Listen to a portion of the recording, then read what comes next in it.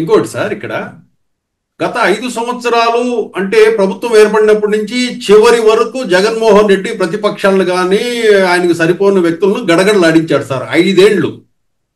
కానీ ఇప్పుడు కూటమి ప్రభుత్వం వచ్చిన తర్వాత 16 నెలల్లోనే వైసీపీ నాయకులు ప్రభుత్వానికి లేదా పోలీసులకు భయపడే స్థితిలో లేరు సార్. ఇప్పుడు వైసీపీ వాళ్ళు తిరగబడటం మొదలుపెట్టారు.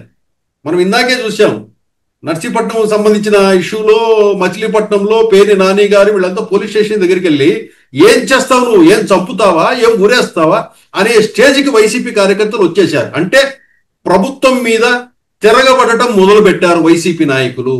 ఈ తిరుగుబాటు 16 నెలల్లో వచ్చింది అంటే వైసీపీ నాయకుల్లో భయం లేనట్లు, భయం పోయినట్లే కదా సార్. లలిత్ గారు, వైసీపీ నాయకులకు అతి పెద్ద అండదండలు ఉన్నాయి. తెలుగుదేశం పార్టీ ఒక ప్రాంతీయ పార్టీ, వాళ్ళకు అతి పెద్ద అండదండలు ఢిల్లీ నుంచి ఉన్నాయి.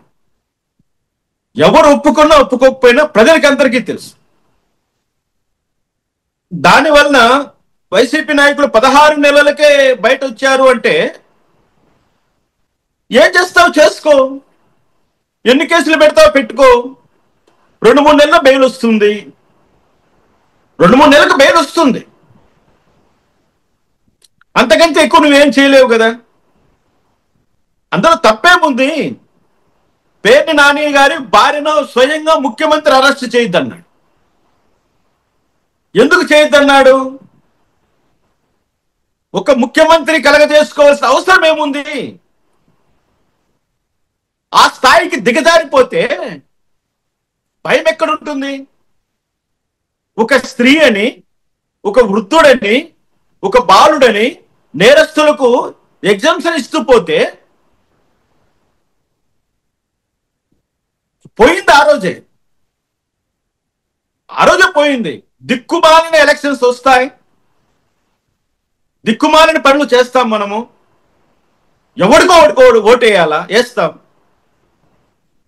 ఎవడొచ్చినా ఇదే పరిస్థితి. పేర్ని నానిని ఆ ధైర్యం ఎక్కడి నుంచి వచ్చింది ఆయనకు? జగన్మోహన్ రెడ్డే కాదు, ఆయనకు మరో ఆప్షన్ ఉంది. ఆయన కులం బలమైన పట్టుత్వం కలిగి ఉంది ఈ రాష్ట్రంలో.